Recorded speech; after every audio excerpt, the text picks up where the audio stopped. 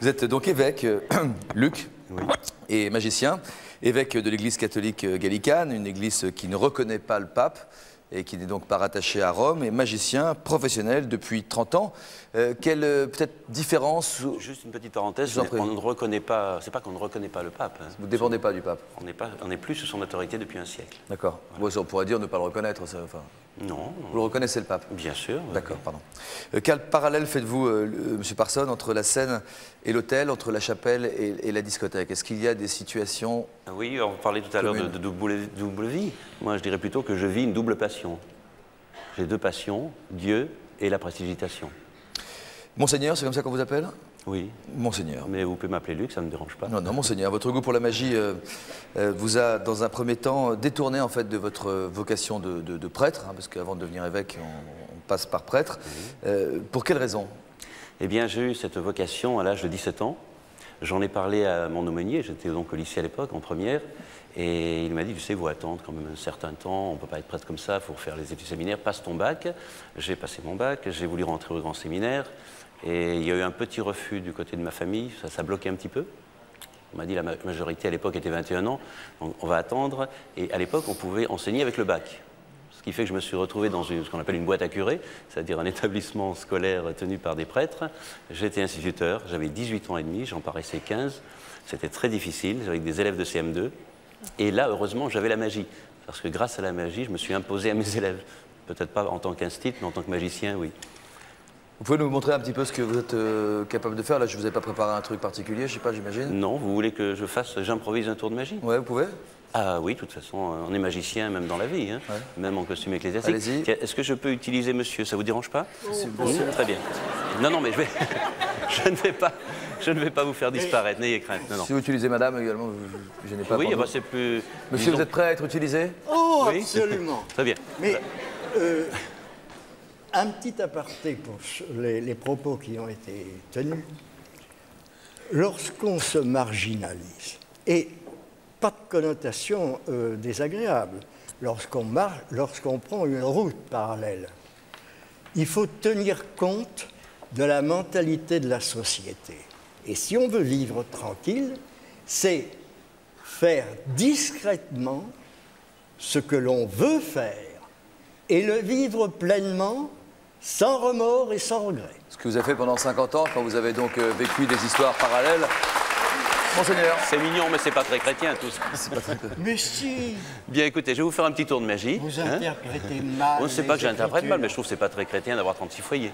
Hein, mais ça, c'est une question. Mais Ça ne me dérange pas, hein, je ne vous condamne pas, je ne me permettrai pas. Monseigneur, Oui. prenez la Bible et reprenez. Tu seras l'homme d'une seule femme, c'est écrit en toutes lettres. Reprenez Vous, la le nom vie ne vous importe pas. la vie. Mais ça ne dérange pas encore Mais une non, fois, monsieur. mais du prophète Abraham. Le prophète Abraham, c'est celui qui a donné naissance au christianisme, au judaïsme et à l'islam. Tout à fait. Bismillah. Oui, oui. Et alors, Eh Abraham? Je vois pas le Alors, rapport. il n'y a pas de problème, il n'y a pas de problème. Le cœur de l'homme peut parfaitement bien Se partager. se partager. Vous avez besoin de la Bible pour justifier ce que vous avez fait, monsieur? Ah, mais je vis la Bible, je vis le Coran, je vis le tantrisme, j'en vis toutes les tantrisme religions que j'ai aussi. approchées. C'est une religion? Non. Religion, philosophie. C'est une philosophie, le tantrisme, ça, et une façon d'avoir ces rapports Mais ça m'a amoureux. énormément servi. Je vous en parlerai tout à l'heure. Eh bien, moi, je vais vous faire un petit tour de magie. Allez-y, monseigneur. Alors, j'ai apporté une petite banane. Ah oui, quand même. C'est une Vous banane... êtes équipé. oui, quand même. C'est une banane dressée. Attention, ça va encore inspirer madame l'écrivain qui est à côté. Oui, de nous. mais justement, voilà. Voilà une banane. Alors voyez-vous, si je prends cette banane, si je l'enlève, hop, il y en a une deuxième. Wow. Et chaque fois que j'enlève la banane, une nouvelle banane apparaît dans la main gauche. Alors encore une banane, en voici encore une. Et vous voyez, je fais apparaître des tas de bananes comme ceci. Et c'est là que je vais avoir besoin de votre aide, monsieur, puisque je vais vous demander de m'aider à essayer de faire disparaître les deux dernières bananes. Vous allez ouvrir vos mains comme cela. Je mets ces deux bananes dans vos mains. Vous refermez vos mains. Très bien. Vous soufflez sur vos mains sans les ouvrir. Est-ce que les bananes ont disparu? Non, Alors soufflez un peu plus fort. Elles n'ont pas disparu? toujours pas. Vous avez un geste très chrétien, monsieur. Non, oui, c'est... Mais écoutez, je pense à l'hôtel j'arriverai de pas à finir mon Bouddha. tour. Hein. Ah bah d'accord. Oui, parce qu'on offre aussi des bananes. D'accord. Très bien. Vous couchez vraiment Alors, avec tout le monde écoutez, aussi. pour en finir avec mon tour de banane, je vous demanderai simplement d'ouvrir, mais tout doucement, vos mains, car elles ne veulent pas disparaître. Donc, on va voir ce qui s'est passé dans vos mains. La première banane est toujours là. La deuxième est toujours là. Mais regardez pourquoi elles n'ont pas voulu disparaître, car vous avez maintenant dans les mains plein de petits bébés Tiens, bananes. mais elles ont fait des petits. Des petits bébés bananes. Regardez ça. C'est pas merveilleux tout ça? Oh là là. Vous êtes vraiment un disciple du Christ. Vous faites des miracles. En Afrique, les petites bananes, comme vient de sortir monsieur, s'appellent des déshabillez-vous, jeune homme. Je l'ignore. On va se coucher moins crétin ce soir qu'on l'était avant. Pendant 20 ans, donc, vous avez vécu, monsieur Persson, de votre talent de magicien, donc gala, show, exhibition en France, à l'étranger, j'imagine en salle de spectacle, en discothèque aussi. Vous êtes arrivé sans doute de côtoyer des stripteaseuses, des gogo danseurs, des drag queens, je ne sais pas si c'était l'époque. C'était pas tellement l'époque, mais il y avait des travestis déjà. Des travestis, oui. Oui. Vous êtes arrivé à être choqué parce que, par les personnes que vous côtoyez ou par les mœurs Ah non, qui absolument accompagnaient. pas. Moi, je voulais être prêtre, je vous dis, depuis l'âge de 17 ans. Ça n'a pas pu se faire parce que, j'en reviens à ce que j'ai dit tout à l'heure, j'ai commencé une carrière d'illusionniste. Et quand je suis allé voir l'évêché de Grenoble pour entrer au grand séminaire, on m'a dit oui, mais il faudrait laisser tomber la magie. Alors, est-ce que la magie avait des odeurs de soufre? Je ne sais pas. On m'a dit que ce n'était pas compatible. Donc, je n'ai pas pu mener de front une carrière d'illusionniste en étant prêtre. En revanche, aujourd'hui, vous pouvez. Maintenant que je peux, pourquoi? Parce que j'ai choisi une autre branche de l'Église catholique qui est quand même beaucoup plus tolérante, qui s'est un peu dépouillée de ces trucs, de ces idées moyenâgeuses, parce que vous savez qu'au Moyen-Âge, on brûlait les illusionnistes sur le bûcher. À Grenoble, ma ville d'origine, on a brûlé un moine qui faisait de la magie, c'était le moine Nobilibus, et on l'a brûlé en place publique au XVe siècle. Vous voyez. Donc, en revanche, la fidélité amoureuse reste pour vous une idée qui n'est pas caduque ou poussiéreuse quand on se marie et qu'on se promet fidélité. Qu'on se marie, du truc là, pour le meilleur, pour le pire, tout bien ça. Bien sûr, qu'on se marie ou qu'on ne se marie pas, on peut vivre en concubinage, ça ne me dérange pas. Du moment que l'amour est présent, c'est... Ce que vous Il est écrit « Tu ne jugeras pas de peur d'être jugé Peinard comme ça. ». N'est-ce pas vrai? Mais oui. Et il est Quel... écrit, tu seras l'homme d'une seule femme.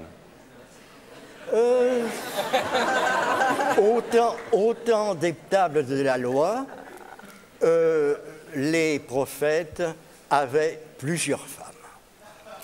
Et Non, mais attendez, est-ce que vous auriez toléré que votre femme ait 3 hommes? à la condition que je ne sache pas.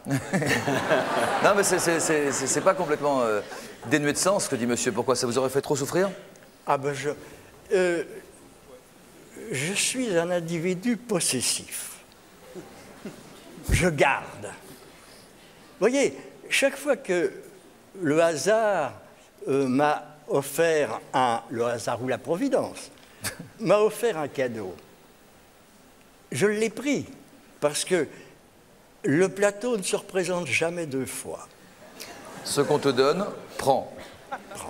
Et voilà. Ensuite, je garde. D'accord. Ce qui fait que ce qui aurait dû être une aventure devenait une liaison. Jusqu'à 14 ans. Hein. Ah ben celle-là, alors, ça a été le... C'était chaud celle-là. Hein, celle-là, ça a été le couronnement. Ouais. C'était parce que vous étiez amoureux et en même temps... Et je ne sais pas. Je vous raconterai l'histoire. D'accord, on va y revenir dans quelques instants. Monseigneur, le terme de double vie vous paraît-il correspondre à la vôtre de vie? Oui, bien sûr, mais comme je vous l'ai dit tout à l'heure, je vis une double passion. C'est une double vie, oui, bien sûr, parce que j'ai 2 personnages en un seul. Je suis magicien à mi-temps, pas à mi-temps, enfin la moitié de ma vie est consacrée à la prestigitation, l'autre moitié à mon sacerdoce, mais souvent ça empiète l'un sur l'autre. C'est-à-dire que dans vos messes, vous faites entrer un peu de magie? Non, je ne fais pas la multiplication des hosties, c'est ce que vous vouliez dire. Par exemple, mais on me l'a souvent dit, on m'a demandé, je suis également ventriloque, si je faisais parler la statue de la Sainte Vierge. Je ne me permettrais pas. Non, vous séparez les... Oui, bien sûr. Mais j'imagine ce que vous apprenez d'un côté, c'est-à-dire dans votre métier de spectacle pur, d'illusionniste, doit forcément retrouver des répercussions dans votre état d'évêque. Prêtre, oui, bien sûr, tout à fait. Puisque lorsque je vais célébrer la messe, moi, je veux que la messe soit un beau spectacle. C'est un spectacle et pour le public, enfin les fidèles, vous voyez, l'interférence pour les fidèles et pour le Seigneur. Donc je mets des ornements les plus beaux possibles. C'est vrai que quand je suis dans la sacristie, je ne dirais pas que je me pomponne, mais enfin je suis dans la glace et je regarde si tout va bien, comme si j'allais entrer en scène. Voilà, comme d'autres font entrer des gospels ou voilà, c'est juste à ce James Bond moment-là. dans Et une puis église. après, je suis pris bien sûr dans mon boulot de prêtre. Et Par la lumière.